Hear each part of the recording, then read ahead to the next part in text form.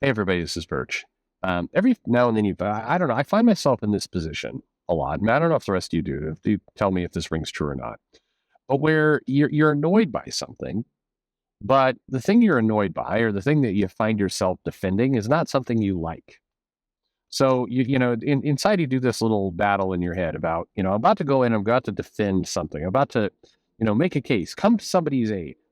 But the person I'm coming to the aid of is somebody who is fairly reprehensible and is just a miserable person. And deep down in your mind, you just kind of want, the best thing to do and the wise thing to do over time, and a lot of people do this effectively, I don't, is, they're like, well, I don't agree with what's happening to this person, but you know what? I screw them, karma, you know, that's what's going on. Like karma, like wherever this ambulance is going is passing right now. I'm sure it's about karma. There it goes. And anyway, the funny thing is in Texas, by the way, this is one of the few states I've ever seen. Like emergency trucks will come out, ambulances, fire engines, other things, and they'll have their sirens on. They'll be trying to get through the road, and people are like, oh hell no, and it's like they'll race them. I watched somebody race an ambulance, and I'm like, I don't know, ball or move. Anyway, so back to the topic at hand. So, and this is, by the way, probably a series of videos. I'm not going to do a lot of videos. I'm just going to get home and drink as fast as I can. But Comics Beat publishes this article February 9th.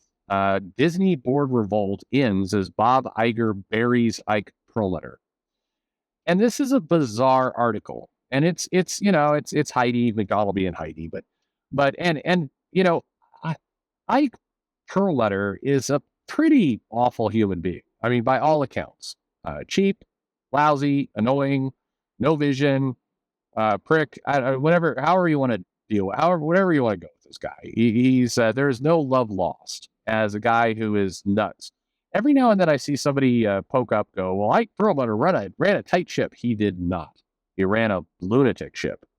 And the Marvel people were happy to see him go. It's not like a Jim Shooter situation where people hated Jim Shooter because he was making them do work.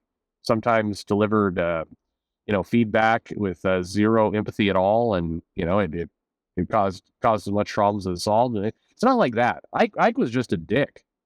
Ike just was a complete and utter dick. But anyway, what basically is this thing is responding to is that and again it's one of those things like whistling past a graveyard. Heidi is so the thrust of this article is, in Heidi's mind, Ike Perlmutter equals asshole. Why? Trump. Thus, Disney being attacked by Ron DeSantis, Republican. Disney good. Disney attack Trump guy. Ha ha. That's this article. That's how it goes. If you're doing the too long to read, that's basically what it is. And listen to this article, and this is where I'm not going to bag on Heidi, but I'm gonna bag her just real quick for one bit. Here's how this article begins. Now, keep in mind, this is somebody who espouses the value of journalism, and once asking for donations and so on for journalism. The article begins, wow, period, spectacular, period. We already knew Bob Iger was one of Hollywood's most legendary CEOs, but between his earnings call with investors yesterday and his interview with CNBC that landed today, I just need to bow down. Hail to the king, baby. This is a journalist. Okay. Now, I don't know if this is just fangirling for Bob Iger's sake. I will point out Bob Iger has a absolutely horrible reputation with let's just say enjoyment time with female employees. We'll just say it that way. This is a very, very open secret that if you work at Disney for any length of time, there have been articles, there have been books, there is a Me Too scenario looming. There have been rumors of payouts. Who knows? But this is, it's gossip, sure, but it's a lot of gossip.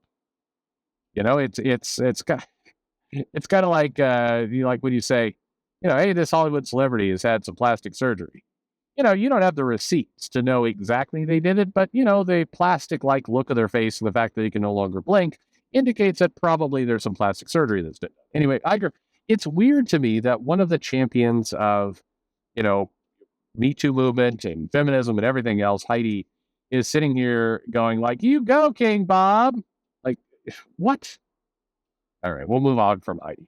But anyway, this article basically is about that, it's referencing something that Ike Perlletter did, where, Perlletter, I mean, I guess the best way is that um, there was some shenanigans that happened on the Disney board, and Perlletter was, manipulating things behind the scenes. And, not a major way. It basically, the Ike Perlmutter, if you go further back in Marvel history, tried to insert himself into the origins or the beginnings of the MCU.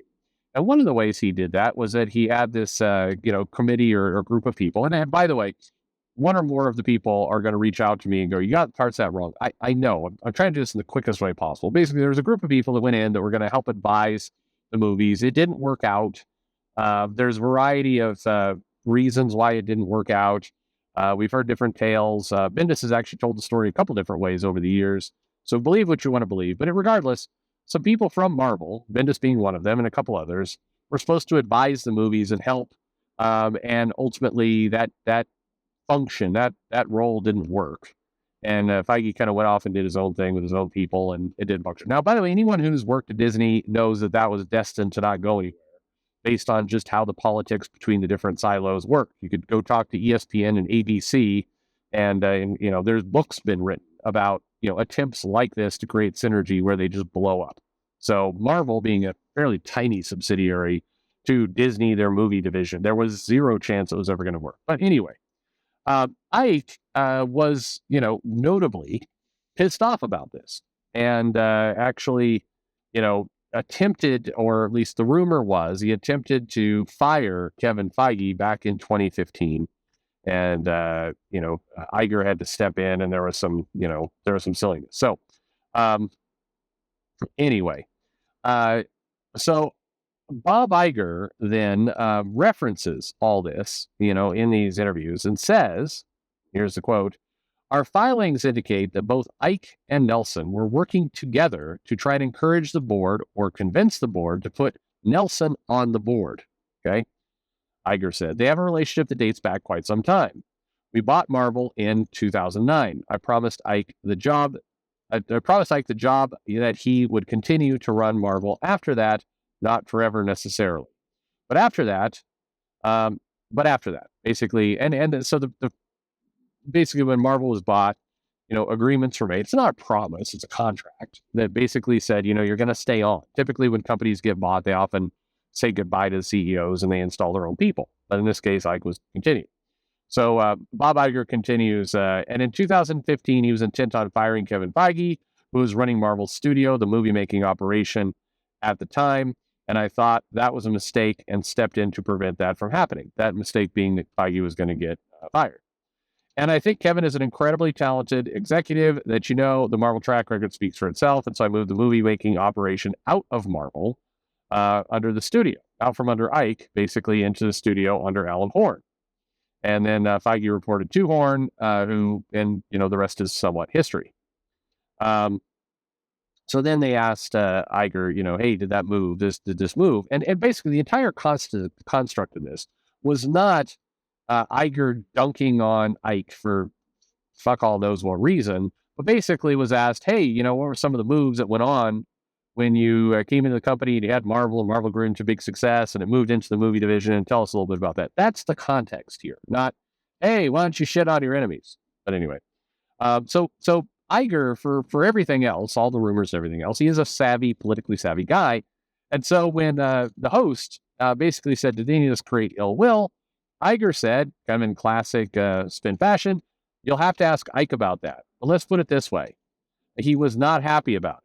And I think that unhappiness exists today. And what is the link between that and Nelson, his relationship? I think that's something you can speculate about. I won't. So anyway, and this is all about putting people on the board.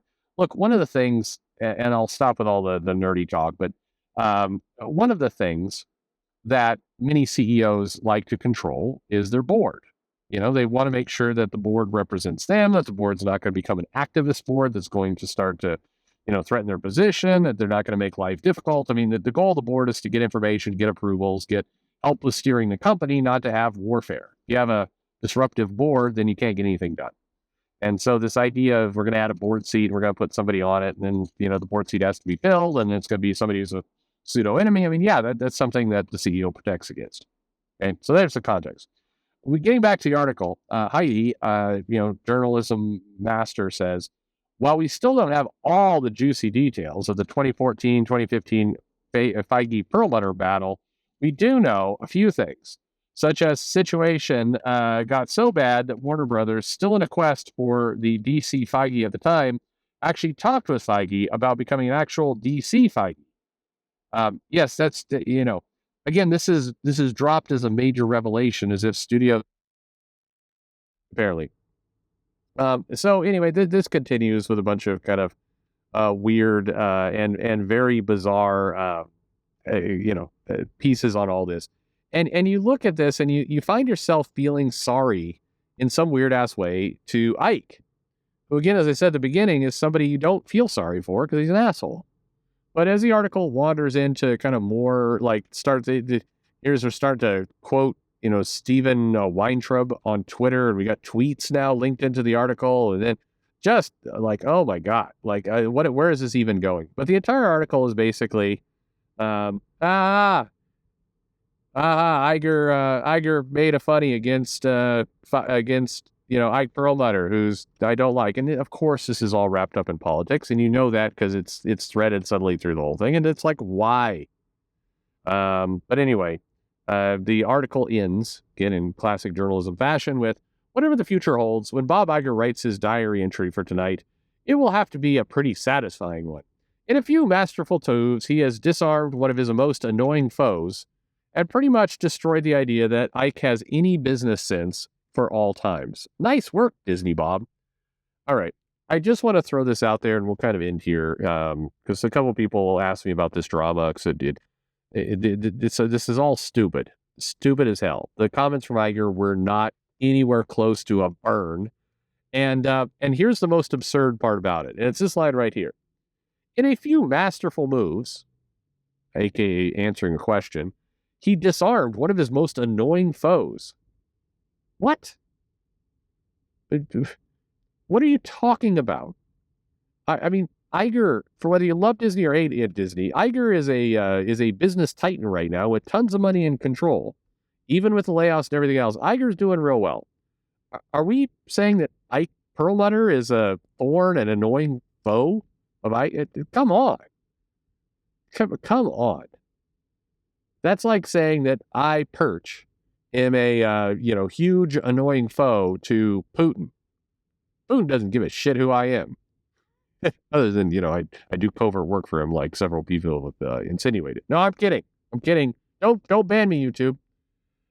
This is absurd. But anyway, that's the argument, or as put another way, that's two dumbasses fighting each other. So and one really super dumbass writing about it. Yikes! Thanks for listening.